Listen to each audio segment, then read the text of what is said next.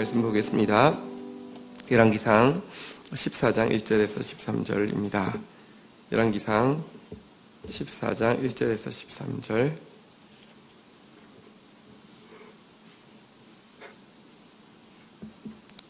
한 절씩 교독하시겠습니다. 1절. 그때에 여로보암의 아들 아비야가 병든지라. 여로보암이 자기 아내에게 이르되 청하건대 일어나 변장하여 사람들이 그대가 여로보암의 아내임을 알지 못하게 하고 실로로 가라. 거기 선지자 아히야가 있나니 그는 이전에 내가 이 백성의 왕이 될 것을 내게 말한 사람이니라. 그대의 손에 떡 10개와 과자와 꿀 한 병을 가지고 그에게로 가라. 그가 그대에게 이 아이가 어떻게 될지를 알게 하리라. 여로보암의 아내가 그대로 하여 일어나 실로로 가서 아히야의 집에 이르니 아히야는 나이가 많아 눈이 어두워 보지 못하더라. 여호와께서 아히야에게 이르시되 여로보암의 아내가 자기 아들이 병들므로 내게 물으러 오나니 너는 이러이러하게 대답하라. 그가 들어올 때에 다른 사람인 채 함이니라. 그가 문으로 들어올 때에 아히야가 그 발소리를 듣고 말하되 여로보암의 아내여 들어오라. 내가 어찌하여 다른 사람인 채 하느냐. 내가 명령을 받아 흉한 일을 내게 전하리니. 가서 여로보암에게 말하라. 이스라엘의 하나님 여호와의 말씀이 내가 너를 백성 중에서 들어 내 백성 이스라엘의 주권자가 되게 하고 나라를 다윗의 집에서 찢어내어 내게 주었거늘 너는 내 종 다윗이 내 명령을 지켜 전심으로 나를 따르며 나 보기에 정직한 일만 행하였은가 같지 아니하고 내 이전 사람들보다 더 악을 행하고 가서 너를 위하여 다른 신을 만들며 우상을 부어 만들어 나를 노엽게 하고 나를 내 등 뒤에 버렸도다. 그러므로 내가 여로보암의 집에 재앙을 내려 여로보암에게 속한 사내는 이스라엘 가운데 매인자나 노인자나 다 끊어버리되 거름더미를 쓸어버린 같이 여로보암의 집을 말갛게 쓸어버릴지라. 여로보암에게 속한 자가 성읍에서 죽은즉 개가 먹고 들에서 죽은즉 공중의 새가 먹으리니 이는 여호와께서 말씀하셨음이니라 하셨나니. 너는 일어나 내 집으로 가라. 내 발이 성읍에 들어갈 때에 그 아이가 죽을지라. 온 이스라엘이 그를 위하여 우리 13절 같이 읽겠습니다. 시작. 온 이스라엘이 그를 위하여 슬퍼하며 장사하려니와 여로보암에게 속한 자는 오직 이 아이만 묘실에 들어가리니 이는 여로보암의 집 가운데에서 그가 이스라엘의 하나님 여호와를 향하여 선한 뜻을 품었음이니라. 아멘.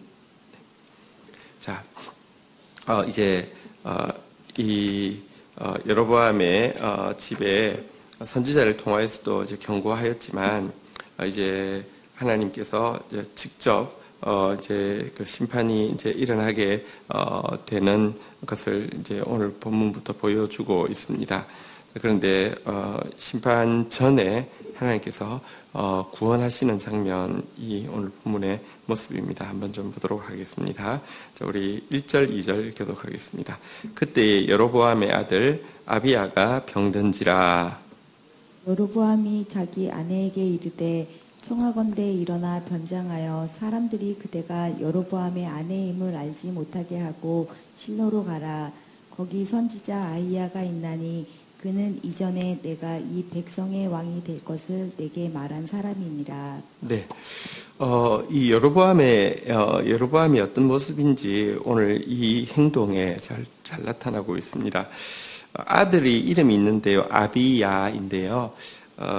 이 아비야라는 것은 여호와께 예배한다 이런 뜻입니다. 아들 이름을 여호와께 예배하는 자 뭐 이렇게 이제 이름을 정했고요.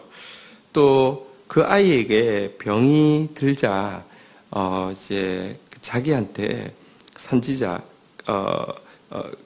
자기한테 이제 이스라엘 백성의 왕이 될 것이라고 예언했던 바로 그 선지자에게 은밀하게 보내고 있습니다. 물론 이제 여로보암의 아내라고 하면 흉하게 이야기할 것 같으니까. 왜냐하면 분명히 그 선지자가 여호와께 순종하라고 그러면 네 왕위가 길 것이라고 하나님 그 우상 숭배하지 말라고 했는데 자기가 정반대로 하고 있으니까 여로보암의 아내인 줄 알면 흉한 소리만 할 거니까 변장을 해서 가서 그에게 이 아이가 어떻게 될지 한번 좀 물어보라 이렇게 이야기하면서요. 3절 우리 4절 교독을 하겠습니다. 그대의 손에 떡 10개와 과자와 꿀 한 병을 가지고 그에게로 가라. 그가 그대에게 이 아이가 어떻게 될지를 알게 하리라. 4절 읽겠습니다. 시작. 여로보암의 아내가 그대로 하여 일어나 실로로 가서 아이야의 집에 이르니 아이야는 나이가 많아 눈이 어두워 보지 못하더라. 네. 그러면서 이제 작은 선물들을 보냅니다. 이것은 어떤 의미에서요, 떡 10개, 과자, 꿀 한 병, 작은 선물이기 때문에 마치 과부가 불쌍한 자기 자식 이렇게 아파서 온 것처럼 가장해서 선지자로 하여금 뭐랄까 동정을 받기 위한 그런 선물인 것을 알 수 있고요. 게다가 그렇게 생각한 것은 그 선지자가 나이가 너무 많아서 눈이 어두워서 잘 못 보니까 이렇게 좀 분위기상 동정을 풍기면 그 선지자가 좋은 말 해주면 그게 또 그렇게 이루어질 거라고 믿고 있는 장면입니다. 그는 하나님의 선지자가 와서 경고해도 듣지 않았고요. 그는 또 자기에게 이 왕이 될 것이라고 예언했던 그 아히야의 경고의 핵심인 하나님 말씀 순종하라 그러면 왕위가 길 것이라고 했는데 그거는 순종하지 않고 있었지만 여전히 어떤 문제가 생기자 하나님 앞에 나가고 있는 장면이고요. 또 아들 이름도 아까 본 대로 여호와를 예배하는 자 이렇게 해놨는데 이게 뭐냐고 하면 혼합주의적인 모습입니다. 필요할 때는 하나님을 찾아가고 또 필요 없을 때는 하나님 찾아가지 않는 모습인데요. 근데 이 속에는 뭐냐고 하면 내가 하나님을 내 필요에 의해서 선택할 수 있고 이용할 수 있다는 생각이 들어 있습니다. 이런 혼합주의의 핵심은 뭐냐고 하면 자기 유익입니다. 나한테 유익하면 하나님도 필요하면 끌어당기고 또 나한테 유익하면 우상도 필요하면 끌어당기고 이렇게 자기 유익을 중심에 놓고 나한테 하나님을 끼워 맞추는 내한테 나를 위해서 하나님을 움직이려고 하는 이런 신앙이 혼합주의적인 신앙입니다. 그리고 이런 신앙에 관해서는 하나님을 얼마든지 눈가림할 수 있고 얼마든지 이렇게 뭐랄까요 이렇게 이용할 수 있다는 생각이 들어가 있습니다. 오늘 많은 사람들의 신앙이 그런데 이 여로보암하고 거의 전혀 다르지 않습니다. 자기 유익이 신앙의 목적이고요. 어떤 때는 하나님 그냥 멀리 방치했다가 어떤 때는 또 찰싹 달아붙어 가지고요.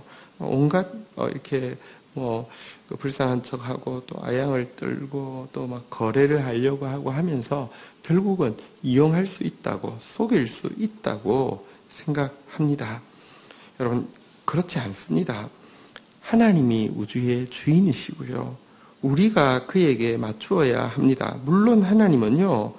정말 사랑이십니다. 그의 사랑은 자기 중심이 아니라 철저히 타자 중심이십니다. 우리를 위해서 자기 아들까지 희생하는 분이십니다. 그러나 여러분들 하나님이 주인공이시고 하나님이 주인이시지 우리가 주인은 아닙니다. 하나님께 맞추는 것이 행복이지 하나님을 끌어당겨서 나한테 맞췄다고 행복하지도 않습니다. 인간은 그럴 수가 없습니다. 이 같은 여로보암의 이 모습, 그러나 절대로 성공할 수 없습니다. 왜냐고 하면 하나님은 속지 않습니다. 하나님은 정확하게 아무리 숨기려고 해도요, 불꽃 같은 눈으로 전부 다 보고 계시고요, 정확하게 심판하는 분이십니다. 오늘도 우리가 하나님 앞에 나아가되 여로보암 같은 생각 가지고요, 여로보암 같은 중심 가지고 또 여로보암 같은 속임 가지고 나가는 자가 아니라 정말 우리 넘어질 수도 있습니다. 실족할 수도 있습니다. 정말 하나님을 중심에 놓고 하나님 앞에서 중심으로 회개하면서 나아가는 그런 신앙이 되기를 주의 이름으로 권면드립니다. 자, 이제 딱 나아갈 때요, 어떻게 됩니까? 5절, 우리 이 5절 한번 같이 읽도록 하겠습니다. 같이 읽겠습니다. 시작. 여호와께서 아히야에게 이르시되 여로보암의 아내가 자기 아들이 병들었으므로 내게 물으러 오나니 너는 이러이러하게 대답하라. 그가 들어올 때에 다른 사람인 채 함이니라. 자, 근데 절대로 속지 않습니다. 하나님 정확하게 아시고요. 정확하게 말씀하셨습니다. 오는 사람은 여로보암의 아내고 오는 이유는 아들이 병들었기 때문에 오는 것이다 라고 이야기하면서 할 말을 정확하게 전달해 주고 있습니다. 어떤 선지자가 좋은 선지자일까요? 하나님 말씀을 그대로 전달하는 사람이 좋은 선지자입니다. 우리는 말하자면 하나님의 수도관과 같은 사람입니다. 하나님이라는 근원으로부터 각 개인에게 그 생수가 흘러가게 하는 수도관이 하나님의 통로가 된 사람입니다. 좋은 수도관은 여러분 어차피 지하에 묻혀 있기 때문에 그것이 무슨 금으로 단장을 했달지 이런 것이 아니겠죠. 근데 좋은 수도관은 무엇이냐고 하면 그 안에 이물질이 안 들어 있어서 여러분 가끔 수도관 오래된 거 틀면 녹물 나오잖아요, 그죠? 여러분 우리가 하나님의 통로된 사람이 말씀이 아닌 건 아닌데 거기 자기 무슨 계획이나 자기 이런 그 이익이나 자기 어떤 이렇게 자랑이나 이런 게 섞여가지고 나오는 경우가 많습니다. 아히야는 지금 눈이 멀어서 아무것도 보이지 않습니다. 근데 이런 그 정확하게 하나님께서 하시는 말씀을 들었고요. 그대로 전달하고 있습니다. 이런 사람이 하나님의 통로고요. 또 이런 사람을 이렇게 귀하게 여겨야 하는데 우리가 말씀을 들을 때도 나한테 맞는 말씀을 들으려고 하지. 여러분 내가 그 말씀에 맞추려고 하지 않을 때가 정말 많지요. 자, 주님께서 이제 주신 말씀을 가지고요. 이렇게 이 아히야가 전달하고 있습니다. 자, 우리 6절부터 한번 좀 교독을 하도록 하겠는데요.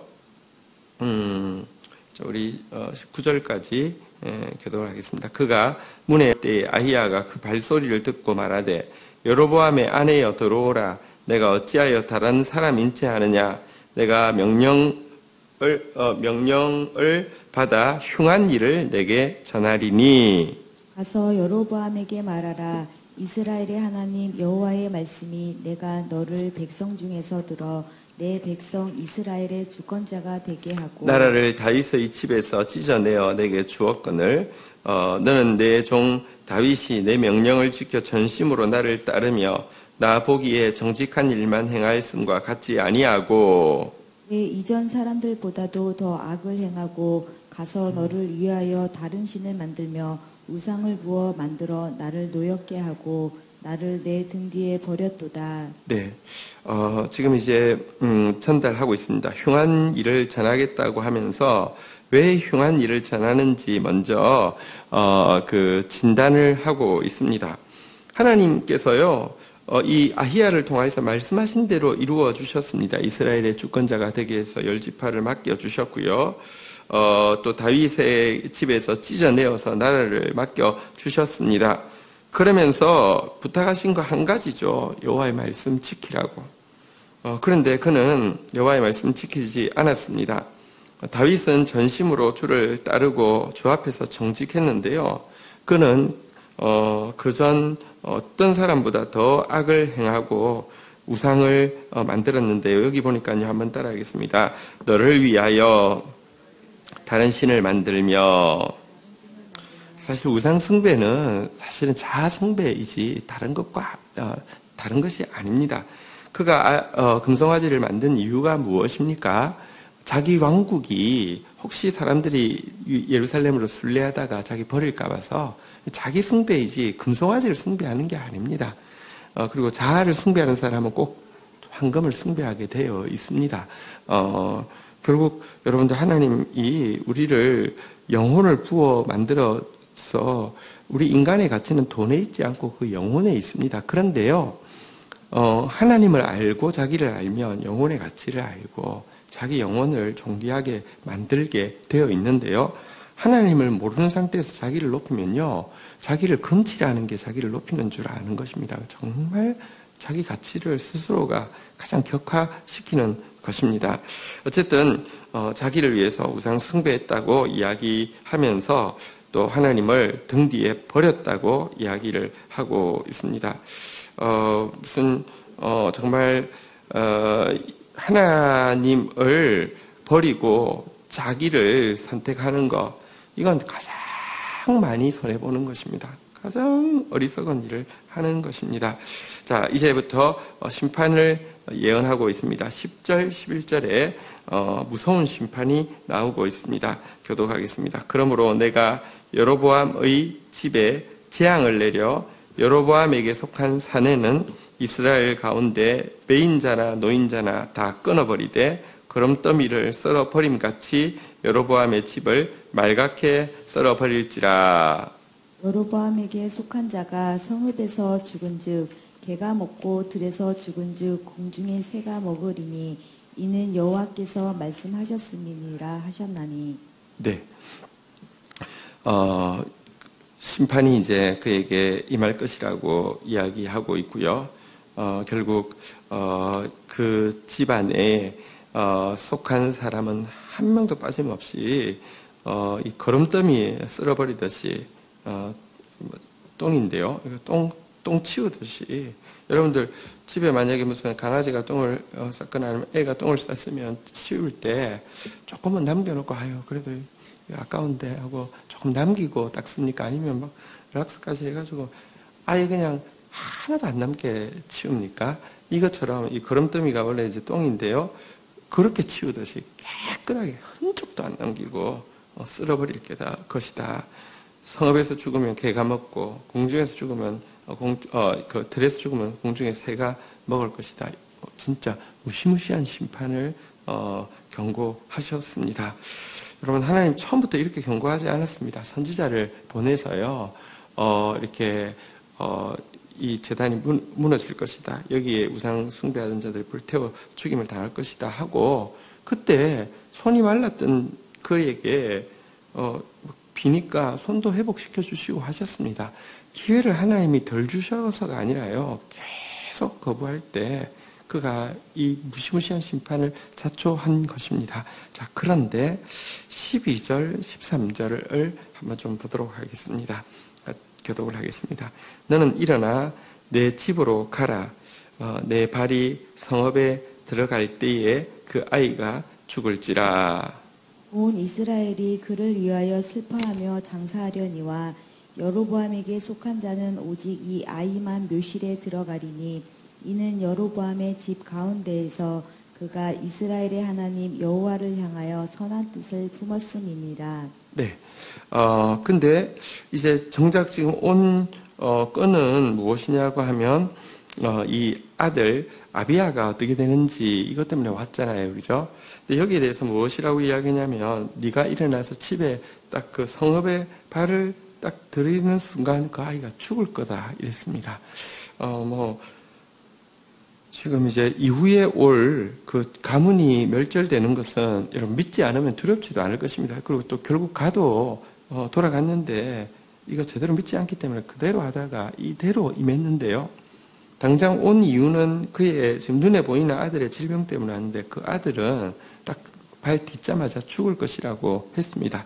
그런데 그 죽음에 대해서 무엇이라고 성경이 이야기하냐고 하면 백성들은 그 아이의 죽음을 슬퍼할 것이고 그래서 참 성대하게 장사를 치를 것이고 근데 그 아이만 제대로 묘실에 들어가는 아이가 될 것이고 그 이유는 그가 하나님을 향해서 선한 뜻을 품었기 때문이다라고 이야기하면서 이 죽음이 심판이 아니라 죽음이 긍휼이고 죽음이 구원이라고 이야기를 하고 있습니다.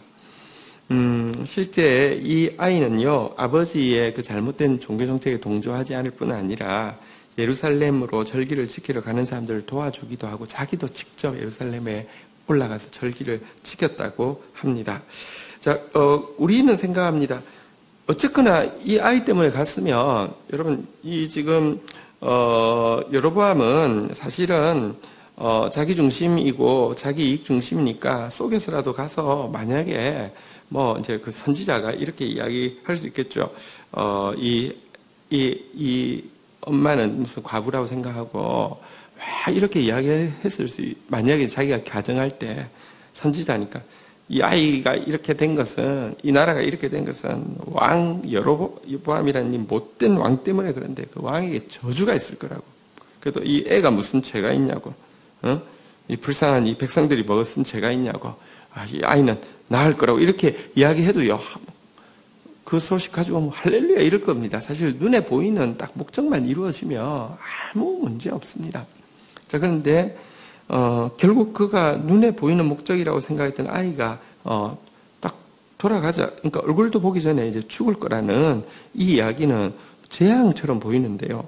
하나님은 이것이 긍휼이고 이것이 은총이고 이것이 도리어 축복이라고 이야기하고 있는 점을 우리가 좀 분명히 보아야 하겠습니다. 우리 신앙을요, 겨우 한 100년도 못 사는 이 세상에서 또 눈에 보이는 남들보다 내가 얼마나 돈을 가지고 남들보다 얼마나 권세를 가지고 남들보다 얼마나 명예를 가지는 거에 우리 신앙을 다 통으로 쏟아부어서 결과를 얻으려고 합니다. 아니요, 우리는 영원에 있다할 존재입니다. 하나님은 이 생애, 짧은 이 생애를 다스릴 뿐만 아니라 죽음이라는 과정을 통과해서요. 여러분, 씨가 땅에 떨어지면 죽습니다. 죽음이라는 과정을 통과해서 씨 하나에서 맺히는 열매는요. 사실은 30배, 60배, 100배 하지만 30배, 100배가 아닙니다. 뭐 1000배가 되고요. 비교할 수 없는 조그마한 씨를 통해서 엄청 아름다운 꽃이 피고요. 풍성한 열매가 맺히는 것처럼 죽음이란 과정은요. 사실은 영원에 있다는 작은 순간에 지나지 않고요. 하나님은 죽음 이후에 참 삶에 대해서 다스리는 분이십니다. 죽음을 주께서 다스리시고 죽음이 도리어 복이 되게 하시는 하나님을 알지 못할 때 우리가 딱 눈에 보이는 현세만 집중하게 될 때에 자기가 복이라고 생각한 게 저주가 되기도 하고요. 자기가 저주라고 생각한 게 사실은 축복이 되는데 그걸 모르는 안타까운 삶을 살게 될 것입니다. 다음 주간에 선교 한국이 있고요. 또 우리 청년들이 많이 참여하게 됩니다. 이번에도 어쨌든 합쳐서 한 18명 정도 우리 청년들이 참여하게 되는데 선교 역사에 보면 사실은 너무 귀한 선교사님이 너무 유능한 선교사님이 도착해서 사역 시작하기 전에 바로 선교하는 경우가 여러 있었습니다.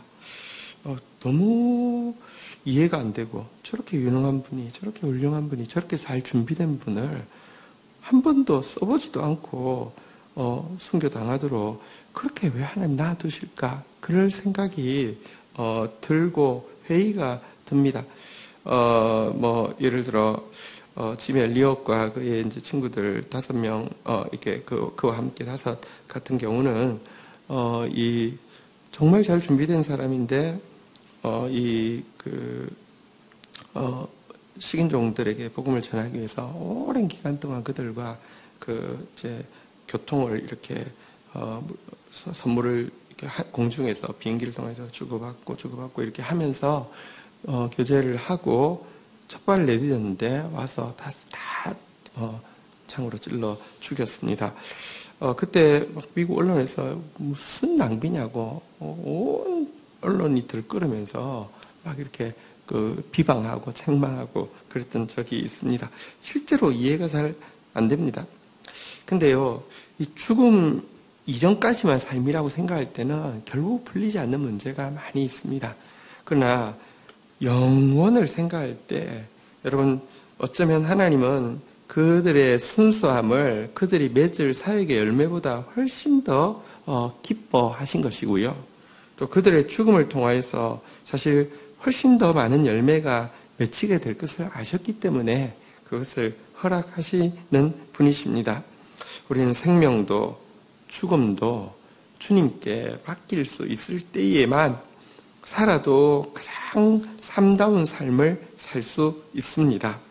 모든 일에 대해서 감사하면서 걸어가는 사람이 그리스도인입니다. 이런 믿음 가지게 됨으로 말미암아 삶도 죽음도 주님 앞에 찬송이 되어지고 축복이 되어지는 저와 여러분들 되시기를 주의 이름으로 축원드립니다. 주신 말씀 붙잡고 우리 주님 앞에 나아가 기도하도록 하겠습니다. 함께 기도하시겠습니다. 하나님 감사합니다. 오늘 아히야의 죽음에 대해서 복되다 이야기하시는 영혼의 주인이신 그 주님의 관점에서 다시 한번 우리의 삶을 되돌아보게 하여 주시고 내 안에 사는 예수 그리스도니 나의 죽음도 유익함이라 이 고백이 진실한 고백되어져서 삶이 살아도 주를 위하여 살고 죽어도 주를 위하여 죽나니 사나 죽으나 우리가 주의 것이라고 고백하는 참된 주의 사람 되어지게 주여 역사하여 주시옵소서. 우리 안에 여로보암처럼 하나님을 속이고 하나님을 내 입맛에 맞추어서 움직일 수 있다고 생각하는 하나님도 섬기고 다른 것도 섬기면서 결국 자아만을 살찌우려고 하는 악한 생각들 다 끊어내게 하여 주시고 하나님만 섬기고 하나님만 경외하고 하나님만 사랑하는 자 되어질 수 있도록 축복하여 주옵소서. 예수 그리스도의 이름으로 기도 올립니다. 아멘.